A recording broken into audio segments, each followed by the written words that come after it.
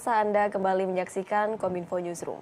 Pemirsa, program hilirisasi yang dicanangkan oleh Presiden Republik Indonesia Joko Widodo tidak hanya menyasar pada sektor pertambangan saja, namun juga kepada sektor kelautan dan perikanan.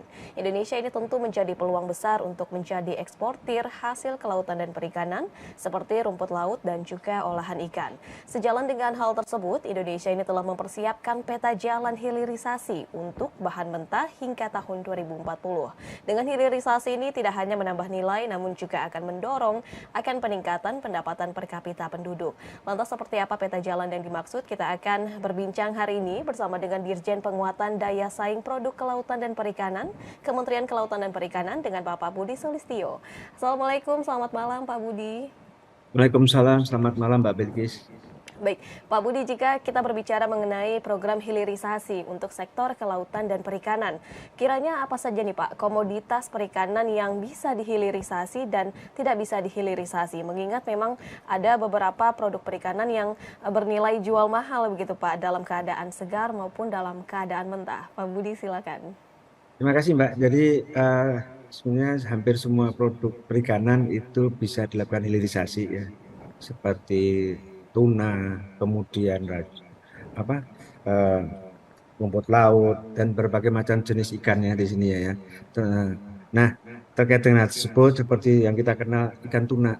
Ikan tuna ini kita lihat bahwa proses olahan setelah ditangkap itu bisa menjadi kalau diolah sebagai uh, dalam bentuk kalengan ataupun dalam bentuk produk yang lain ya. Nah, ini adalah yang sudah ada di pasar. Kemudian dari segi hal yang lain seperti rumput laut. Rumput laut ini kita juga bisa melakukan satu pengolahan lanjut untuk disiapkan sebagai bahan karagenan ataupun bahan baku lain yang nanti akhirnya jadi end produknya itu adalah ke pangan, membantu jenis untuk bahan pangan, membuat satu olahan pangan dan juga untuk ke farmasi.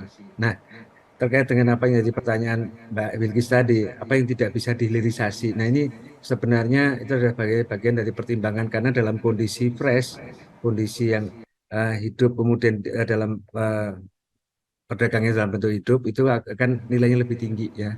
Nah, seperti hanya lobster, kemudian mungkin ikan Napoleon. Nah, ini adalah jenis-jenis yang selama ini memang diprioritaskan, diperdagangkan dalam bentuk yang fresh ataupun hidup. Begitu, Mbak. Baik, berarti sejatinya memang produk ikan ini dapat dilakukan hilirisasi untuk kemudian dilakukan olahan pangan dan tentunya untuk bisa dijadikan ekspor dengan dalam keadaan segar maupun mentah begitu ya Pak Budi. Ya, Lantas apa saja upaya yang dilakukan atau yang telah dilakukan oleh Kementerian Kelautan dan Perikanan dalam meningkatkan investor di sektor perikanan sehingga proses hilirisasi ini dapat berkembang lebih cepat begitu Pak Budi? ya, jadi proses hilirisasi pastinya dilakukan dari hulu hilir ya Pak ya. Harus kita lakukan yaitu bagaimana kita menyiapkan kualitas bahan baku. Jadi tata cara bagaimana menangkap ikan yang baik, kemudian melakukan satu proses budidaya dengan standar-standar ini menjadikan satu bahwa bahan baku yang dihasilkan baik dari tangkap maupun dari budidaya itu memenuhi syarat untuk diproses pada proses olahan berikutnya. Yang pertama, nah ini yang kami lakukan. Kemudian yang kedua itu adalah bagaimana kita melakukan satu edukasi, sosialisasi maupun bimbingan teknis kepada para pelaku usaha jenis olahan. Sehingga olahan ini memenuhi standar satu adanya penjaminan mutu, kemudian menjamin juga kesehatan dan keamanan pangan itu sendiri. Nah, ini kami lakukan kepada semua pelaku usaha baik dari mikro, kecil, menengah maupun besar. Nah, kami mengeluarkan sertifikasi kelayakan pengolahan. Ini yang kami lakukan dan di sisi lain kami juga melakukan pembinaan, melakukan secara rutin kegiatan-kegiatan inspeksi, apakah para pelaku usaha ini melakukan hal tersebut dengan baik dan benar. Coba yang kami lakukan sehingga proses hilirisasi ini tidak hanya kita mengolah, namun juga bagaimana kita tetap olahan itu bisa berlangsung dan dapat dijamin mutu dan kesehatannya, Mbak. gitu Mbak. Baik, dari hulu menyiapkan untuk kualitas bahan baku agar menjelaskan gitu ya Pak terkait tata cara Ya. menangkap ikan yang baik, kemudian dilakukan Hmm. juga edukasi, sosialisasi untuk menjamin mutu kepada para pelaku Ya. usaha. Namun Ya. yang ingin saya tanyakan kembali Pak Budi, apa saja kiranya indikator para pelaku usaha ini bisa mendapatkan sertifikat kelayakan pengolahan itu Pak? Ya. Apakah Jadi prosesnya cukup lama atau seperti apa? kalau dari kami sebenarnya sertifikasi perizinan dan semuanya kami melakukan satu upaya sesuai dengan apa yang semangat kemudahan perizinan berusaha yang cepat, tepat dan pasti. Itu sesuai yang apa yang dilakukan dengan sekarang integrasi sistem perizinan secara nasional melalui OSS, online single submission yang dikoordinir oleh Badan BKPM, Badan Koordinasi Penanaman Modal ya. Kementerian Investasi. Nah, ini kami lakukan. Jadi bisnis proses untuk perizinan kami sudah melakukan review sejak tahun 2018 bagaimana kita mendukung, mempercepat dan memberikan kemudahan bagi para pelaku usaha untuk mendapatkan sistem perizinan ini. Jadi ini sudah kami lakukan secara online. Nah, dalam kondisi itu adalah untuk perizinan sertifikasi kelayakan pengolahan itu tidak berbayar, Mbak. Jadi kami mendorong percepatan ini juga kami tidak melakukan tidak ada eh, biaya untuk penerbitan sertifikasi ini. Baik, mendorong percepatan untuk mendapatkan sertifikasi kelayakan pengolahan bagi para pelaku usaha ini mudah untuk dilakukan begitu ya Pak, sehingga Ya. memang investasi pada produk kelautan dan perikanan ini dapat berkembang lebih cepat. Lantas kiranya apa Pak Budi tantangan yang dirasakan selain mungkin terhadap SDM dalam investasi produk kelautan dan perikanan ini, apa saja tantangan yang Nah, kiranya sebenarnya tantangannya ini dirasakan? ada yang kalau kita bicara hilirisasi, tantangan itu kan dari hulu hilir ya. Ketika Ya. terjadi pelaku proses penangkapan, pastinya di sana ada aspek teknologi, aspek SDM, dan aspek infrastruktur. Ya, ketika kita bicara itu, maka di setiap tahapan ini kami melakukan satu evaluasi mana yang harus diperkuat, mana yang harus dipercepat dalam kondisi untuk mendukung hilirisasi ini. Seperti halnya kebutuhan infrastruktur, kondisi di mana bahwa pengolahan ikan itu memerlukan satu infrastruktur yang sangat utama, yaitu adalah ketersediaan air, ketersediaan listrik, dan proses untuk mendukung rantai dingin, Mbak.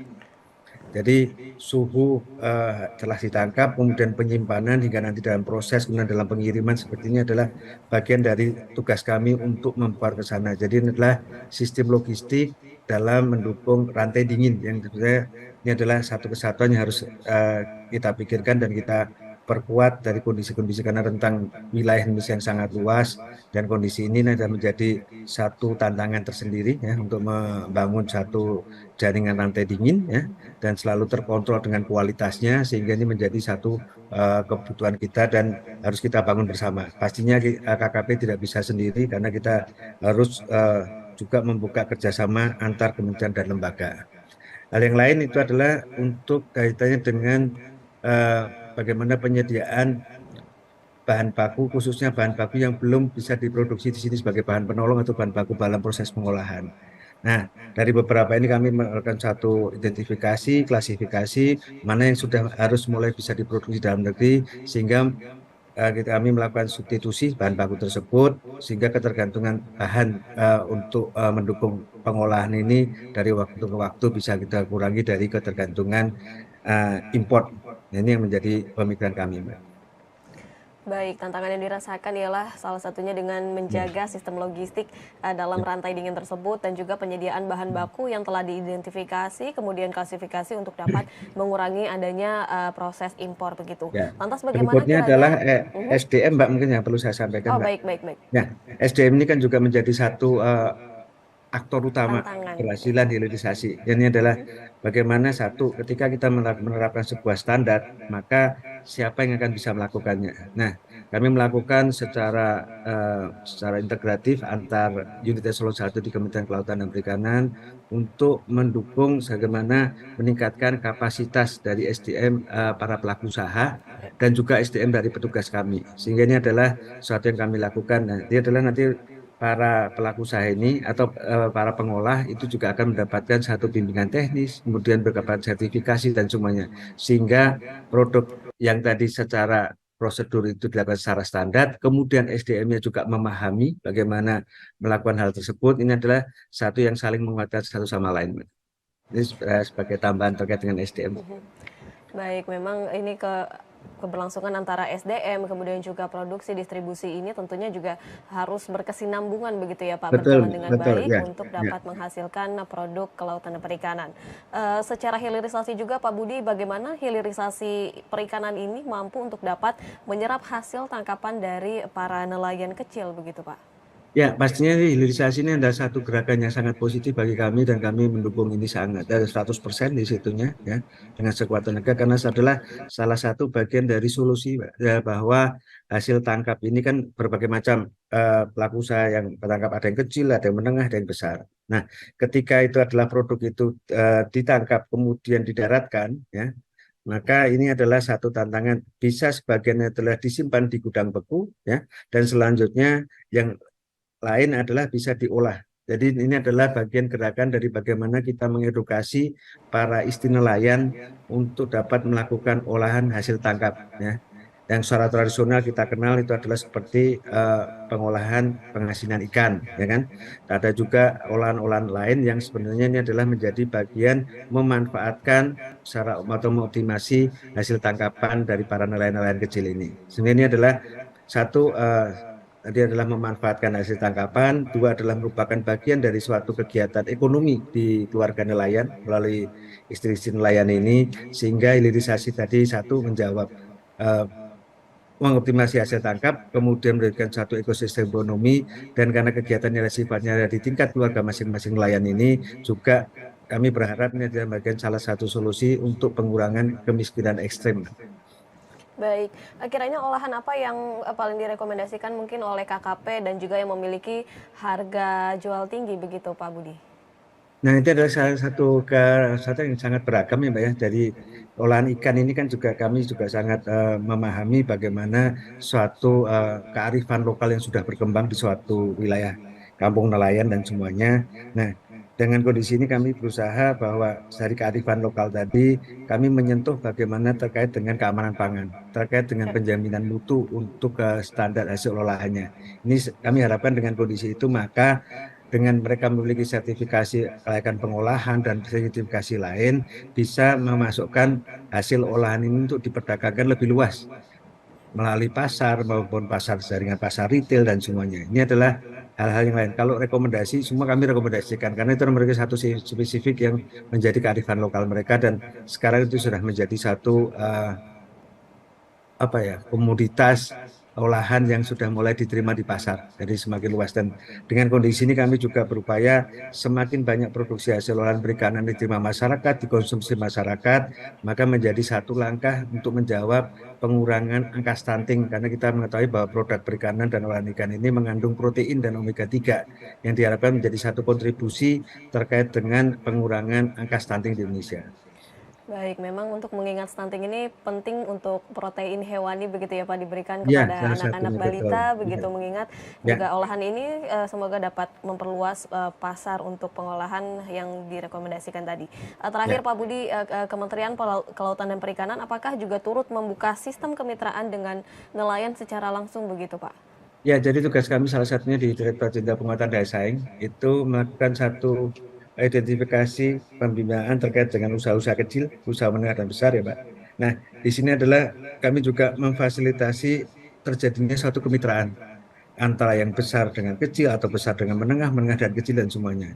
Nah, mengingat dari bahwa kemitraan ini juga harus jaga bagaimana kepastian untuk berusahanya, ya, sehingga kami memfasilitasi ketika mereka terjadi satu kemitraan atau kita melakukan satu pertemuan sehingga terjadi kemitraan, maka bagaimana naskah kemitraan ini disusun dan dibangun kami fasilitasi sehingga perjanjian kerjasama antar nelayan kecil dengan yang besar itu bisa kami fasilitasi dari kaidah naskah kerjasamanya dan bagaimana nanti si kecil juga mengembangkan dari usaha ini dengan kemitraan ini kami lakukan pembinaan sehingga ada satu benefit yang muncul, satu keuntungan satu sama lain untuk meningkatkan, untuk mengangkat yang kecil menjadi besar. Kami sangat konsentrasi ini memberikan satu perhatian khusus bagaimana UMKM naik kelas dengan kemitraan ini.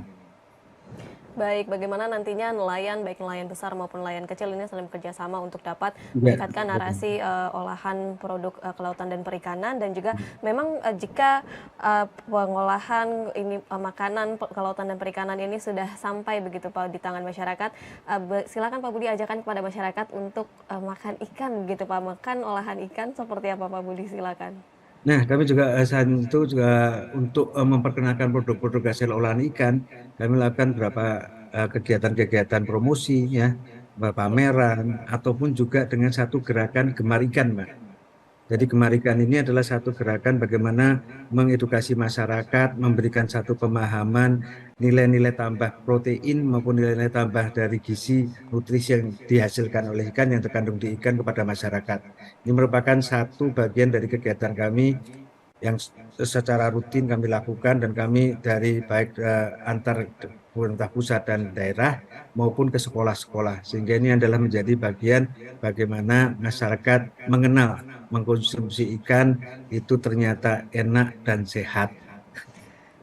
Oke, ayo makan ikan untuk menambah Ayo nilai ikan ya, gizi Pak. dan nutrisi dari produk olahan ikan Betul. yang tengah Ya. dilakukan oleh pemerintah saat ini. Terima kasih banyak Pak Budi Sulistyo selaku Dirjen Penguatan Daya Saing Produk Kelautan Perikanan, Kementerian Kelautan dan Perikanan yang telah bergabung bersama kami pada malam hari ini. Terima kasih banyak Pak Budi atas waktunya. Terima Salam kasih, sehat Mbak. selalu Ya. Pak.